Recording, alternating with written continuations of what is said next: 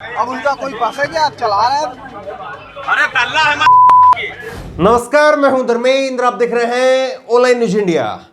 क्या वाकई उत्तर प्रदेश में बीजेपी के नेताओं का अब घर से निकलना मुश्किल हो गया है?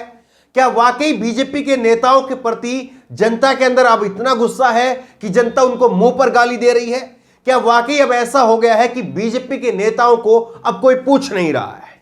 ये बड़े सवाल खड़े हो रहे हैं। एक वीडियो वायरल हो रही है सोशल मीडिया पर, एक वीडियो तेजी से वायरल हो रही है और इस वीडियो में खुद उत्तर प्रदेश के उप मुख्यमंत्री केशव प्रसाद मौर्य उनके मुंह के ऊपर एक शख्स गाली देता है। गाली भी ऐसी कि उसको कह नहीं सकता कोई। गाली तो वैसे खैर कोई भी गाली नहीं कह सकता, लेकिन गाली भी बड़ी जो है बड़ी निंदनीय गाली दी है।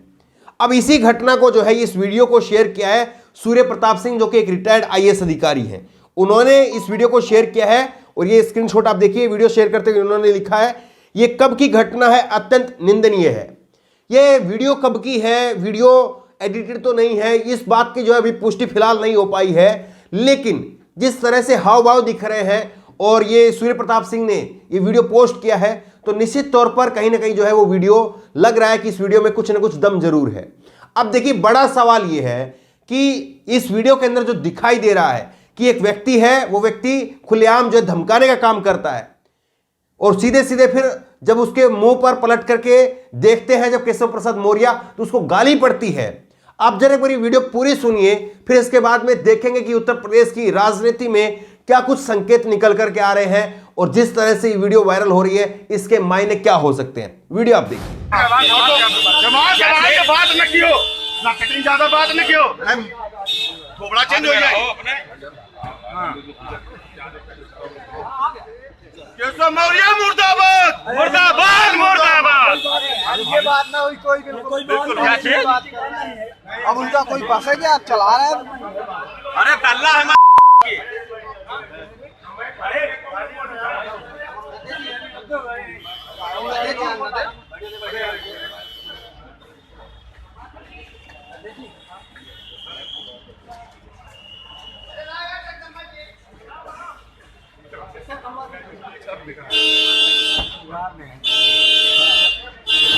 ये वीडियो वाकई कई संदेश देती है।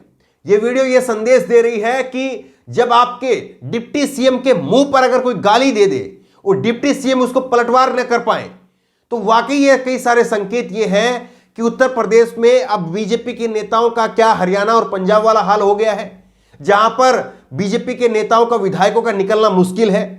वहां पर अगर बीजेपी के नेता विधायक निकलते हैं तो कपड़े फाड़ने तक की जैसे जो घटनाएं हैं वो हुई हैं, वो हमने आपको दिखाई है। लेकिन उत्तर प्रदेश जरा अलग है, इस बात को भी स्वीकार करना चाहिए। लेकिन यहां पर डिप्टी सीएम के साथ में इस तरह का बर्ताव अगर हो रहा है तो वाकई इसके बड़े गंभीर जो है वो परिणाम सामने आएंगे। अब देखिए, केशव प्रसाद मौर्य, उनको आप समझने की कोशिश कीजिए। केशव प्रसाद मौर्य वो पिछड़ी जातियों का प्रतिनिधित्व करते हैं और केशव प्रसाद मौर्य को 2017 में कहकर के चुनाव प्रचार में घुमाया जा रहा था कि वही मुख्यमंत्री बनेंगे, लेकिन मुख्यमंत्री खैर नहीं बन पाए, डिप्टी सीएम बने। और डिप्टी सीएम बनने के बाद में उनकी कितनी पूछ रही, कितने लोग उनका नाम भी जानते हैं, कितने लोग उत्तर प्रदेश में ये भी जानते हैं कि हाँ वो भी एक डिप्टी सीएम है, कितने लोग ये भी जानते हैं एक दूसरे डिप्टी सीएम भी है दिनेश शर्मा, कितने लोग इस बात को जानते हैं। लेकिन जहां तक केशव प्रसाद मौर्य की बात है, केशव प्रसाद मौर्य के साथ में पिछड़ी जातियों का भी एक समूह, पिछड़ी जातियों का एक नेताओं का एक जो है जत्था पूरा उनके साथ में जुड़ा हुआ था। अब लेकिन देखिए, धीरे धीरे पिछड़ी जाति उनसे दूर होती हुई जा रही है। बड़े नेता हैं ओम प्रकाश राजभर, जो 2017 में बीजेपी के साथ थे लेकिन अब अखिलेश के साथ में है। और जिस तरह से ये नेताओं की कनेक्टिविटी जनता से दूर होती जा रही है, ये अपने आप में संकेत दे रही है कि हाँ, उत्तर प्रदेश में बीजेपी के लिए अब जमीन उखड़ चुकी है। आप ये देखिए, एक तरफ जो है वो केशव प्रसाद मौर्य के साथ में ये बर्ताव इस वीडियो के अंदर जो दिख रहा है वो है, दूसरी तरफ आप अखिलेश यादव को देखिए। अखिलेश यादव ने उसी पूर्वांचल एक्सप्रेसवे पर नरेंद्र मोदी और योगी आदित्यनाथ के बाद में, एक दिन बाद में अपनी समाजवादी विजय यात्रा निकालते हैं और उस विजय यात्रा में किस तरह का जनसैलाब उभरता है, ये जनसैलाब क्या कहता है, ये जरा स्क्रीनशॉट आप देखिए। गाजीपुर में 12:30 बजे दोपहर से उनकी शुरुआत होती है। उसके बाद में मऊ में वो 4 बजे पहुंचते हैं, आजमगढ़ में 7 बजे पहुंचते हैं और भीड़ जो है वो हर जगह है। आजमगढ़ जिला में 8 बजे पहुंचते हैं, सुल्तानपुर में रात को 12 बजे पहुंचते हैं, अमेठी में 1 बजे पहुंचते हैं, अयोध्या में 2 बजे पहुंचते हैं और अयोध्या में भी जबरदस्त भीड़ है। अब अयोध्या में जो है, अयोध्या जिसको कहते हैं कि हिंदुत्व का यहाँ सबसे बड़ा जोर रहेगा, हिंदुओं का सबसे बड़ा जोर रहेगा और वहां पर अखिलेश यादव को पूरी तरह से स्वीकार किया जा रहा है। उसके बाद में बाराबंकी में वो 3 बजे पहुंचते हैं और लखनऊ में 4:30 बजे, और बताया जाता कि करीब करीब जो है 5:30-6 बजे तक उनकी यात्रा जो है वो चली है। पूरी रात चलती है, दिन में शुरुआत होती है। जो नेता विपक्ष में है, जिस नेता के पास में 50 विधायक नहीं है मौजूदा समय में, लेकिन उस नेता के साथ में इतना बड़ा जनसैलाब इकट्ठा होना वाकई अपने आप में संकेत है कि हां, अखिलेश यादव का जमीन पर दोबारा से पकड़ दिख रही है। देखिए, भारतीय जनता पार्टी जहां पर चूक कर रही है वो सबसे बड़ा मुद्दा है महंगाई और बेरोजगारी। महंगाई और बेरोजगारी ये 2 बड़े ऐसे मुद्दे हैं जिनका बीजेपी के पास में कोई तोड़ नहीं है। और जो अभी चुनाव का जो समय बचा हुआ है, 3 महीने कह लीजिए, 4 महीने कह लीजिए, उसके दौरान भी बीजेपी कोई जादू की छड़ी चलाए और महंगाई और बेरोजगारी को खत्म कर दे, कुछ होता हुआ दिखाई नहीं दे रहा है। जो 5 रुपए की 10 रुपए की छूट भी दी है डीजल पेट्रोल पर, उससे भी कुछ खास होने वाला दिखाई नहीं दे रहा है। और इसीलिए जितने भी ग्राउंड रिपोर्ट अब वहां से आ रही है, जितने भी वहां से पत्रकार जो लोकल वहां पर काम कर रहे हैं, वो कह रहे हैं, वो साफ तौर पर बता रहे हैं कि महंगाई सबसे बड़ा मुद्दा है। उसके बाद में दूसरा बड़ा मुद्दा है बेरोजगारी, तीसरा बड़ा मुद्दा है कोरोना के समय पर जो लोगों ने भुगता है, प्रवासी मजदूर जो आए हैं, जिस तरह से लोगों की नौकरियां चली गई हैं, वो है बड़ा मुद्दा। और उसके बाद में कानून व्यवस्था जिस तरह से खस्ता हालत में है, कहीं पर किसी को भी मार दिया जा रहा है, पीट दिया जा रहा है। आपने देखा, हमने खबर दिखाई है, अल्ताफ नाम का एक लड़का, उसको 2.5 फीट की टोटी से जो है वो लटक करके उसने कहा कि सुसाइड कर लिया है। तो सारी चीजें जनता देख रही है, जनता समझ रही है। हर कोई इस समय पर सबसे ज्यादा महंगाई से परेशान है, चाहे वो हिंदू है, मुस्लिम है, छोड़ दीजिए उसको। लेकिन बीजेपी को लगता है राम मंदिर काम करेगा, बीजेपी को लगता है 370 काम करेगी, बीजेपी को लगता है मोदी योगी का चेहरा काम करेगा, बीजेपी को तमाम चीजें लग रही है। और उसके बाद में हिंदू, मुसलमान, तालिबान, दाढ़ी, टोपी, वो फैक्टर काम करेंगे। लेकिन ये सब कुछ जो है वो धराशायी होता हुआ नजर आ रहा है।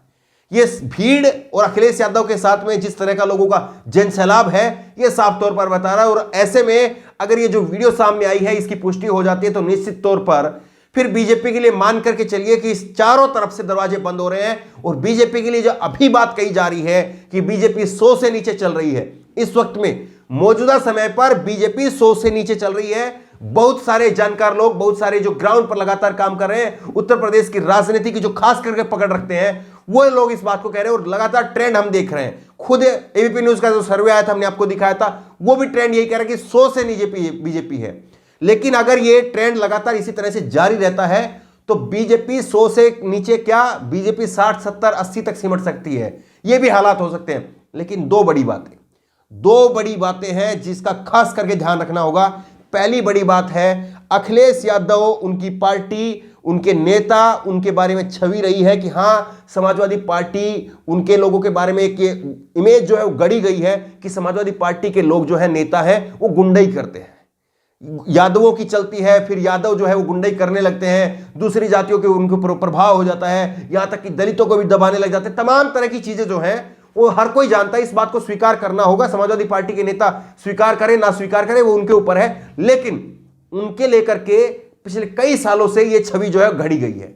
अब अगर इन 2-3 महीनों के बीच में, 4 महीनों के बीच में अगर कोई ऐसा प्रकरण होता है कि समाजवादी पार्टी के नेताओं के ऊपर डेंट लगता है, उनके ऊपर आरोप लगता है, कहीं पर कोई मार पिटाई की वीडियो सामने आती है, कोई इस तरह के अत्याचार की वीडियो सामने आती है, कोई घटना अगर सामने आती है, तो निश्चित तौर पर फिर अखिलेश का वहां पर बैक हो जाएगा, अखिलेश को नुकसान होगा। दूसरा अगर कोई ये ऐसा होता है कि बीजेपी कोई बड़ा फैक्टर जो है वो कामयाब करने में कामयाब हो जाती है, मसलन कहीं पर अगर कोई इस तरह से हिंदुत्व का जो बीजेपी का मेन ट्रम्प कार्ड है, अगर वो उसका एंगल, कहीं पर हिंदू मुसलमान का एंगल, कहीं पर और किसी तरह की अगर कोई घटना होती है, तो फिर बीजेपी जो है वहां पर फायदे में चली जाएगी। क्योंकि धर्म का नशा एक ऐसा नशा होता है जिसके सामने तमाम बातें जो है वो गौण हो जाती है। बहरहाल कई सारे समीकरण है, चुनाव कई सारे समीकरणों से गुथ करके चलता है। चुनाव का समीकरण तभी सामने आते हैं तब लगातार जमीन की चीजों को आप उठा करके देखेंगे, नेताओं के साथ में किस तरह का बर्ताव हो रहा है वो आप देखेंगे, नेताओं की बॉडी लैंग्वेज, नेताओं के बयान, वो सारी चीजें आप मिला करके देखते हैं, तब आपको पता चलता है कि चुनाव किस तरफ जा रहा है। बहरहाल पता यही चल रहा है, वर्तमान में आज की तारीख में बीजेपी का डाउनफॉल है और अखिलेश यादव लगातार जो है वो अभी बढ़त की तरफ बढ़ जा रहे हैं। अभी कहां तक जो है वो अखिलेश यादव बढ़त की तरफ जाते हैं, कहां तक बीजेपी डाउनफॉल रहती है, बीजेपी नीचे जाती है या कहीं से बीजेपी उठ करके आती है, अखिलेश यादव नीचे जाते हैं, ये समय बताएगा। लेकिन मौजूदा समय पर जो हालात दिख रहे हैं, अगर केशव प्रसाद मौर्य के साथ में सचमुच ऐसा हुआ है तो निश्चित तौर पर यह बड़ी घटना कही जाएगी और उत्तर प्रदेश के चुनाव में यह एक मील का पत्थर साबित होगा। इस खबर को लेकर, इस वीडियो को लेकर आपकी जो भी राय हो नीचे कमेंट बॉक्स में अपनी राय जरूर दें और इसी तरह की तमाम खबरों के लिए ऑनलाइन न्यूज़ इंडिया सब्सक्राइब करें, साथ में जो बेल आइकन है घंटी उसको जरूर दबाएं ताकि जैसे वीडियो अपलोड करें उसकी नोटिफिकेशन आपको तुरंत मिल सके। धन्यवाद। चैनल को सब्सक्राइब करें और घंटी जरूर दबाएं।